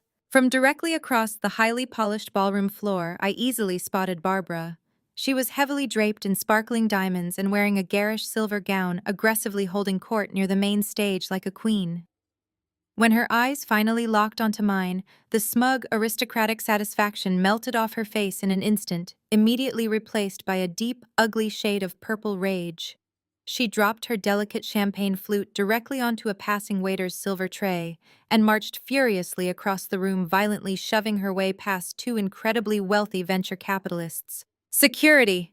Barbara suddenly shrieked, completely abandoning any remaining shred of her carefully cultivated, refined, high society facade. She frantically waved her manicured arms toward 2 large men in dark suits standing near the grand entrance. "Throw this trash out. She is a trespasser. She is trying to ruin my son's corporate launch. Get her out of my sight right now." She stopped just inches from my face, her chest heaving with pure, unadulterated hysteria. She looked me up and down frantically, taking in the expensive custom gown and my absolute lack of a waitress apron. "You have absolutely no right to be standing in this room," Barbara hissed, her voice violently vibrating with pure, unadulterated venom. "You are not on the guest list." I smiled warmly, keeping my posture rigid and my voice perfectly calm. "Actually, Barbara, I happen to be on the very top of the guest list tonight." The 2 massive security guards took several extremely hesitant steps forward, clearly unsure of how to physically handle a calm woman wearing a custom dress that cost far more than their combined annual salary. Before they could reach us to escalate the situation, the wealthy crowd parted seamlessly, and a tall, distinguished man with silver hair and a razor-sharp bespoke suit stepped firmly forward. It was Mr. Caldwell, the ruthless, highly respected CEO of the multinational logistics firm that Spencer supposedly worked for. He was the man holding the financial strings to Spencer's entire career and the primary investor for tonight's heavily promoted startup launch. Barbara instantly panicked. She quickly plastered a desperate, intensely syrupy smile across her face, frantically attempting to smoothly play off her unhinged screaming outburst. "Oh, Mr. Caldwell, I am so incredibly sorry for this minor disturbance," she gushed, grabbing his tailored sleeve with frantic, inappropriate familiarity. "This is just my son's deranged former wife. She has been struggling mentally since the separation. We will have her removed immediately so the gala can proceed as planned." Mr. Caldwell completely and utterly ignored Barbara. He did not even bother to look at her. He firmly removed her clawing hand from his sleeve and stepped directly past her, stopping squarely in front of me. He extended his right hand, grasping mine in a firm, deeply respectful professional handshake. "Natalie," Mr. Caldwell proudly said, his deep, resonant voice booming clearly across the suddenly silent, fully captivated ballroom. "Thank you for the incredible forensic audit you provided the board this morning." Spencer, who had just rushed over from the crowded open bar to physically intervene, stopped completely dead in his tracks. The color violently drained from his face, leaving him looking like a terrified, hollow ghost. He stared directly at his CEO, his mouth opening and closing silently like a suffocating fish. Barbara looked frantically between us, her shallow brain completely failing to process the catastrophic reality unfolding right before her wide eyes. "Forensic audit," she stammered, her voice shaking violently. "What audit? What is happening here?" I kept my eyes locked securely on Spencer, watching the exact moment his entire fraudulent empire crumbled to absolute dust. I had spent the last week meticulously compiling every single altered invoice, every offshore wire transfer, and every piece of definitive digital proof that Spencer had been systematically embezzling corporate funds directly from Caldwell's logistics firm to fund his lavish lifestyle and this very gala. The massive amount of cash in our joint account was only a fraction of his total theft. I had bypassed Spencer entirely and delivered the comprehensive, undeniable dossier directly to Mr. Caldwell's private security team at 6 exactly this morning. I had legally, undeniably documented Spencer stealing millions from the very men he was currently trying to impress. "Your son is an exceptional thief, Barbara," Mr. Caldwell said, his tone dropping to a chilling absolute zero that echoed through the room. "But he is a terrible accountant. Natalie's financial forensics just saved my firm from pouring another $10 million into this completely fabricated fraudulent startup. We have already contacted the federal authorities. They are waiting patiently outside the country club gates right now." Spencer took a desperate, panicked step backward, violently bumping into a glass cocktail table. He looked wildly around the expansive room, desperately searching for an exit, but the heavy mahogany doors were now firmly blocked by Caldwell's personal, highly trained security team. He was completely, utterly trapped, suffocating in front of the very elite audience he had paid exorbitant amounts of stolen money to applaud him. The illusion of generational wealth had officially shattered. Before Spencer could even attempt to formulate a pathetic lie or Barbara could launch into another hysterical screaming denial, a piercing sound echoed loudly through the massive ballroom. It was the loud, distinct metallic squeal of a microphone being deliberately activated. Every single head in the room snapped instantly toward the main stage. Jamal was standing casually at the primary podium, bathed completely in the bright, focused stage lights. He wore a tailored black tuxedo, looking incredibly calm and terrifyingly collected. He held a crystal glass of expensive champagne lightly in his right hand. Melanie was nowhere to be seen in the crowd. He had legally, surgically removed her from his life earlier that afternoon, and now he was here to finish the demolition. He looked down from the stage at Spencer, his eyes burning with cold, absolute retribution. The entire ballroom held its collective breath in total, unyielding silence. We had synchronized this precise moment down to the exact second. The financial trap had triggered flawlessly, completely destroying Spencer's career, and now the personal destruction would finally commence. Jamal slowly leaned forward into the very bright stage light and confidently tapped the metal microphone twice. Ladies and gentlemen, I would like to propose a toast to family.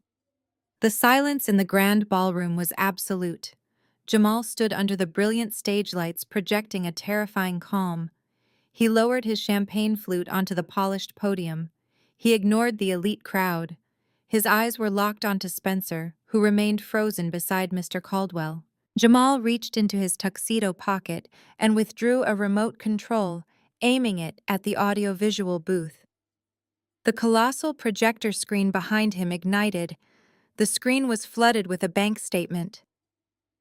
For the past 7 years, Jamal's voice resonated. I dedicated my life to building an independent veterinary practice. It was an honest endeavor.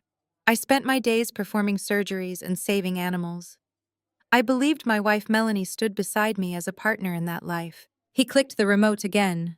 The screen shifted, displaying a ledger filled with highlighted withdrawals. But honesty was never enough for Melanie. Jamal continued. She looked at the elite members and felt a toxic entitlement. She wanted the designer dresses, luxury vehicles, and social superiority.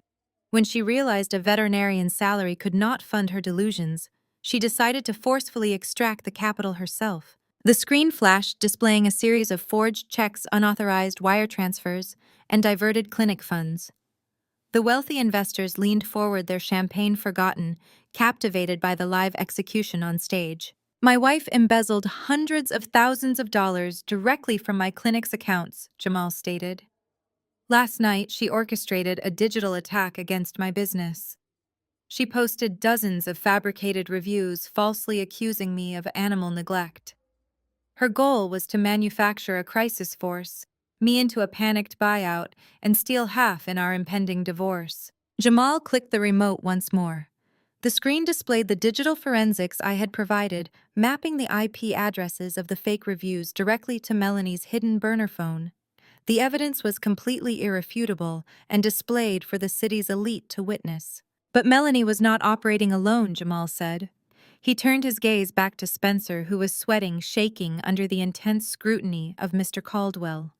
She found a willing accomplice in a man who shared her appetite for unearned luxury and fraud. She found Spencer.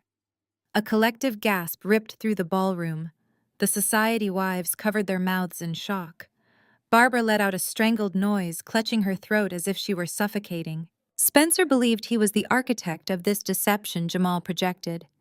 He believed he was stealing my wife just as easily as he was stealing millions from Mr. Caldwell's firm. He promised Melanie a life of luxury funded by stolen capital. They planned to take my clinic's money, combine it with Spencer's fortune, and ride off into the sunset as the new king and queen of high society. At that exact moment, the ballroom's service doors pushed open. Melanie slipped into the room, trying to remain unnoticed. She had been evicted from Jamal's home, cut off from her credit cards, and locked out of joint accounts. She had nowhere else to go. Frantically hoping to find Spencer to demand rescue, she was wearing a designer coat, unaware she was walking directly into a live execution. Jamal spotted her immediately. He stopped pacing and pointed directly at her. The follow spot operator instantly swung a bright beam of light directly onto Melanie, pinning her against the velvet wallpaper. "Welcome to the gala, Melanie," Jamal said, his voice echoing loudly. "You are just in time for the grand finale." Melanie froze like a terrified deer caught in headlights. She looked wildly around the room, realizing that hundreds of the city's most powerful individuals were staring at her with unvarnished disgust. She tried to lift her expensive leather handbag to shield her face from the devastating public exposure, but there was nowhere to run. The society wives she had spent years desperately trying to impress were now looking at her like a repulsive, toxic disease, whispering viciously behind manicured hands. Spencer looked at Melanie with a flicker of arrogant possession. He still foolishly believed that even though his financial crimes were exposed, he had at least successfully conquered another man's wife. He still believed he possessed a twisted kind of romantic victory. Jamal saw Spencer's lingering arrogance and offered a slow, cold smile. The final fatal blow was primed and ready. "You thought you had won," Spencer Jamal said. "You thought you had outsmarted your boss, my wife, and me. You believed Melanie was blindly devoted to your manufactured wealth. But thieves and liars never truly trust each other. Melanie was not just manipulating me to fund her lifestyle. She was manipulating you too." Jamal pressed the remote control for the absolute final time. The massive screen behind him went black for a fraction of a second before exploding into a vibrant, undeniable collage of high-definition photographs and explicitly detailed text message transcripts. The entire ballroom erupted into a chaotic symphony of shocked cries, loud gasps, and frantic, scandalized whispering. The screen displayed clear, undeniable visual evidence of Melanie engaged in a passionate, clandestine romantic affair. But the man in the photographs was not Spencer. It was a young, handsome man with messy hair and a sharp suit. "Allow me to introduce the actual love of Melanie's life," Jamal announced, his voice slicing cleanly through the rising chaos of the crowd. "This is Spencer's 22-year-old executive assistant." The humiliation was absolute and completely catastrophic. Spencer stared up at the projector screen, his eyes wide, his mouth hanging slack. His entire world was collapsing simultaneously. He had not only been exposed as a massive federal fraud by his former wife, but he had also been brutally cuckolded by his own junior intern. The sheer embarrassment of the double betrayal hit him with the force of a physical concussive blast. He was a complete laughingstock, publicly neutered in front of his billionaire CEO and the entire elite. Melanie whimpered loudly, dropping her handbag onto the polished floor. Her knees buckled slightly, but she caught herself against the wall. She looked around the massive ballroom, meeting the eyes of the wealthy elites. There was no sympathy, no understanding, and absolutely no forgiveness. They saw her exactly for what she was, a parasitic fraud who had attempted to destroy two different men for her own selfish gain. Jamal looked directly at Melanie, his expression devoid of any remaining warmth or affection. He was a man who had completely excised a cancer from his life. "You wanted high society," Melanie Jamal said, his voice ringing with absolute finality. "Now they all know exactly what you are worth. Nothing." The words struck her like a physical execution. Melanie let out a pathetic sob and turned, fleeing blindly through the service doors, running out into the cold, dark night, with absolutely nothing to her name but the clothes on her back. On the ballroom floor, Spencer's mind finally violently snapped.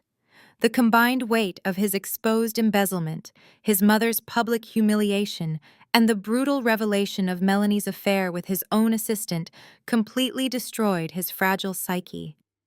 He had lost his lucrative job, his stolen money, his impending freedom, and his fragile masculine pride, all in the span of 5 devastating minutes. A primal, unhinged roar ripped from Spencer's throat.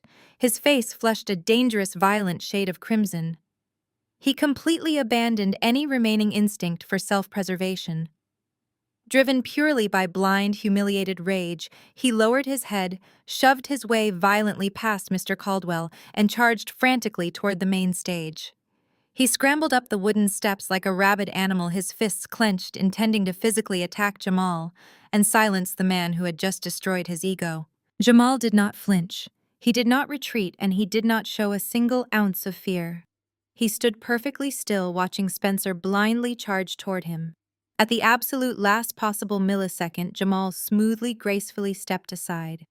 He moved with the calm, calculated precision of a seasoned matador, sidestepping a charging bull. Spencer, entirely blinded by his own uncontrollable rage and completely unable to halt his aggressive momentum, sailed helplessly past Jamal. He crashed violently headfirst into the heavy, solid oak podium. The impact produced a loud, sickening crack that echoed sharply through the silent ballroom. The microphone stand shattered, and Spencer collapsed into a pathetic, groaning heap on the hardwood stage floor, clutching his bleeding face in absolute humiliating defeat. The crowd did not move to help him. Mr. Caldwell simply shook his head in cold, absolute disgust. Barbara let out a piercing, hysterical shriek, attempting to run toward the stage, but Caldwell's security team instantly blocked her path, refusing to let her interfere with the beautiful, orchestrated demolition. Suddenly, the heavy brass-handled main ballroom doors burst open with explosive, authoritative force. The violent sound drew every single eye away from the pathetic scene on the stage. 4 men in dark suits with badges around their necks march in. They moved with synchronized, terrifying purpose. The heavy brass doors slammed shut behind them, sealing the ballroom. The lead agent, a tall, broad-shouldered man with a closely cropped haircut, held up a leather wallet, displaying a gleaming federal badge. He announced his presence with a voice that cut through the lingering gasps of the elite crowd. They were special agents from the Federal Bureau of Investigation, flanked by investigators from the Internal Revenue Service, Criminal Investigation Division. The collective atmosphere of the room shifted from scandalized shock to absolute paralyzing dread. Mr. Caldwell's personal security team immediately stepped aside, clearing a wide path for the federal authorities. The agents did not even glance in my direction.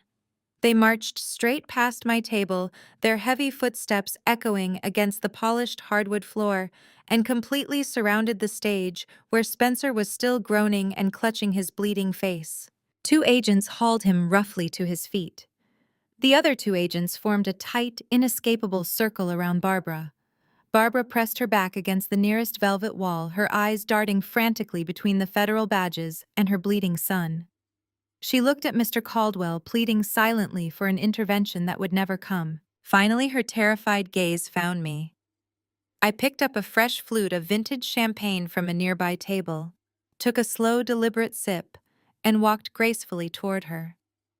The crowd parted for me, recognizing the architect of this beautiful destruction. I stopped just outside the perimeter of the federal agents. Barbara was trembling violently, her expensive diamonds shaking against her collarbone. I looked at her with absolute freezing indifference. Remember that $850,000 you stole using the forged power of attorney? I asked, making sure my voice carried clearly to the surrounding investors. You thought you were stealing my life savings. You thought you had outsmarted the working-class girl who lacked the proper pedigree. Barbara stared at me, her mouth opening and closing in silent mounting horror. That was not my money, Barbara, I explained, watching the devastating realization slowly register in her eyes. That was corporate money Spencer embezzled from Mr. Caldwell's company over the course of 3 years. I deliberately funneled that stolen capital into a vulnerable honeypot account, practically begging Spencer to find it, and you took the bait perfectly. By wiring it across state lines using a fraudulent document, you both committed federal wire fraud and money laundering.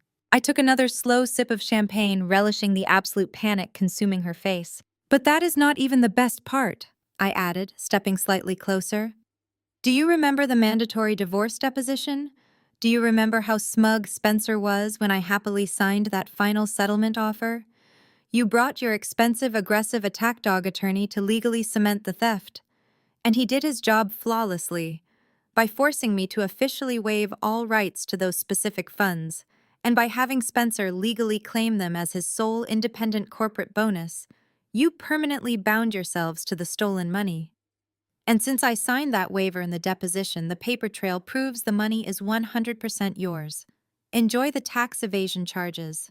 The lead FBI agent grabbed Spencer's arms, twisting them sharply behind his back. The sharp metallic ratcheting of steel handcuffs echoed loudly across the silent ballroom. Spencer did not fight back. The fight had been completely drained from him. He simply hung his head, blood dripping from his chin onto his ruined bespoke suit as the agent loudly and clearly read him his Miranda rights. The illusion of the untouchable corporate conqueror was dead, replaced by the pathetic reality of a common thief facing decades in federal prison. The blindingly bright camera flashes from several stunned attendees suddenly illuminated his absolute disgrace. He had spent his entire adult life meticulously constructing a completely fraudulent empire of unearned superiority, constantly looking down on those who actually worked for their success. He believed he was entirely immune to the consequences of his own actions, shielded by his mother's fake pedigree and his stolen bank accounts. Now, that deeply fragile house of cards had completely disintegrated, burying him permanently underneath the crushing, inescapable weight of his own monumental hubris, leaving him with nothing but the horrifying prospect of prison. Barbara watched her golden child being shackled and finally reached her breaking point. She threw her hands in the air, let out a theatrical, piercing wail, and fainted dramatically toward the polished floor, expecting the wealthy gentlemen around her to rush to her aid. No one moved a muscle. The surrounding crowd of millionaires merely stepped back, physically distancing themselves from the radioactive contamination of her exposed crimes. Her carefully woven social web had vanished in an instant. She hit the hardwood floor with a painfully heavy, completely undignified thud, ruining her expensive silver gown. The IRS agents simply looked down at her motionless body, with bored, bureaucratic indifference. They did not call for a medic. They did not offer her a glass of water. They just stepped over her to put the cuffs on her wrists. Her generational wealth, her elitist country club memberships, and her desperate need for high society superiority had all culminated in this exact, pathetic moment. Across the ballroom, far away from the flashing stage lights and the federal agents, Melanie was left sobbing alone by the buffet table. She was huddled desperately, her expensive silk coat pulled tightly around her shoulders. She was weeping uncontrollably, mascara running down her cheeks in thick, dark streaks. The wealthy society wives she had so desperately sought to impress were actively avoiding her, casting looks of profound disgust in her direction. She was entirely isolated, completely broke, and completely exposed. She had no corporate buyout, no wealthy lover, and no luxurious future. All she had waiting for her was Jamal's impending, financially devastating defamation lawsuits and a freezing order that left her without a single dollar to her name. She had bet everything on Spencer's illusions, and now she was left holding absolutely nothing. I turned away from the pathetic display of my former in-laws being hauled out of the country club by federal agents. I looked back toward the main stage. Jamal was standing near the shattered oak podium, adjusting his tuxedo jacket with smooth, elegant precision. Our eyes met across the chaotic, buzzing ballroom. We did not need to speak. We did not need to gloat. Natalie and Jamal share a victorious nod across the chaotic ballroom. We had executed the perfect synchronized demolition. We had reclaimed our lives, protected our assets, and ensured that the parasites who tried to destroy us were completely eradicated. I turned my back on the Oak Creek Country Club gala and walked confidently toward the main exit. The wealthy investors parted for me, offering respectful, slightly terrified nods as I passed. I pushed open the heavy mahogany doors and stepped out into the cool night air. The oppressive stench of Barbara's perfume and Spencer's arrogance instantly vanished, replaced by the crisp, clean scent of absolute freedom. My black town car was waiting patiently at the bottom of the cobblestone driveway. The valet rushed forward, opening the heavy door with extreme deference. I slid into the luxurious leather back seat, feeling the quiet, powerful hum of the engine beneath me. As the long black car smoothly pulled away from the manicured grounds of the country club, I reached over and rolled down the tinted window. I looked out at the glittering, expansive city skyline, watching the towering skyscrapers pierce the dark night sky. The beautiful, chaotic energy of the metropolis buzzed in the distance. I took a deep breath, inhaling the crisp night air, letting the incredible sensation of absolute victory wash entirely over me. The monumental weight that had been pressing down onto my shoulders for the past 7 agonizing years had finally lifted completely. The toxic, suffocating chapter of my life involving Spencer and Barbara was officially permanently closed. I had painstakingly transformed their malicious arrogance and unbridled greed into the exact instruments of their own spectacular destruction. The brilliant, colorful city lights reflected beautifully against the highly polished glass of my vehicle, illuminating the dark, quiet interior with quick, rhythmic flashes of bright, urban energy. Every flashing street lamp felt like a glowing testament to the absolute power of calculated, silent retribution. I leaned my head back against the soft premium leather headrest, allowing my muscles to fully relax for the very first time in months. The complicated, meticulously layered strategy had required absolute patience, flawless execution, and a completely unwavering emotional detachment. There had been moments of intense doubt, moments when the sheer magnitude of their deception threatened to overwhelm my focus. But I had stayed the course. I had trusted the undeniable mathematical certainty of the digital ledgers. And now the absolute finality of their ruin was securely cemented into the unyielding records of the federal justice system. Jamal would rebuild his thriving veterinary clinic entirely free from Melanie's toxic, draining influence. He would raise his children in a peaceful, secure environment shielded forever from her manipulative, greedy ambition. And I would continue to expand my consulting firm, wielding my financial expertise like a finely sharpened blade, absolutely untouchable by the elitist snobs who once believed they could discard me. My mother-in-law once said I had no assets to protect myself. She was wrong. My weapon wasn't in a safe. It was knowing exactly where every dirty dime of theirs went. The best revenge isn't screaming, it's letting their own greed tie the noose.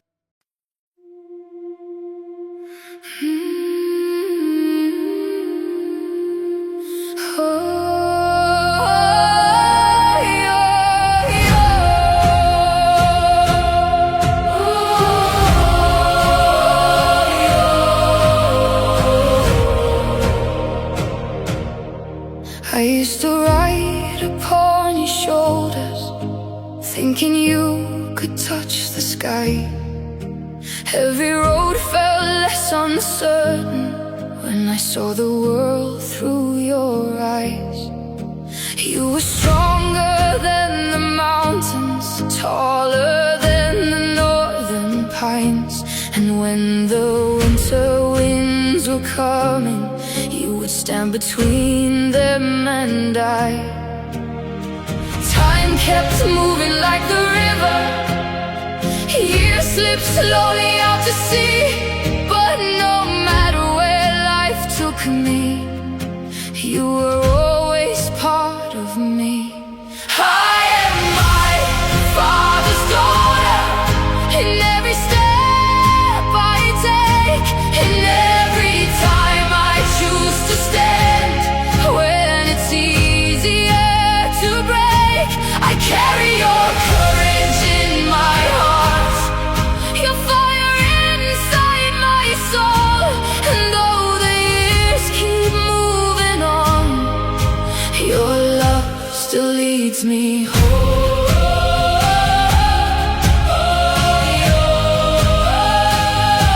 You taught me strength is not in power, but in kindness when it's hard. You taught me how to keep on going when the road grows cold and dark. Every lesson, every story, every laugh around the flame lies within me like an echo, calling softly through my name. And when I face my greatest battles, when I feel I can't go on, I can hear your voice beside me saying, child, you're stronger than you know.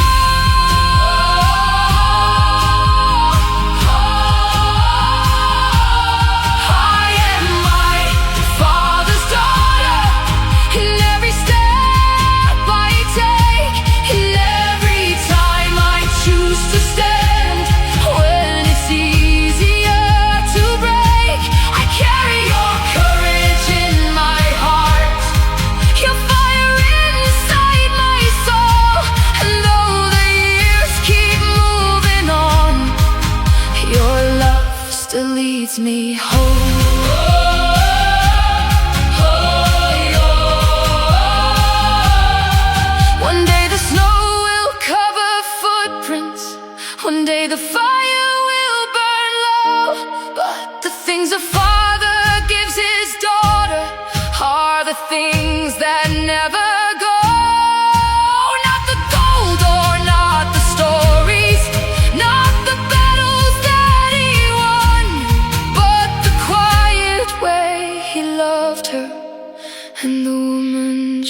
she becomes. I am my father's daughter, and I always will remain. Through every triumph, every loss, through every joy and every pain, the world may change around me, the stars may fade above, but I will always carry with me my Father's endless love. And when they ask me who I am, I'll smile and answer softly,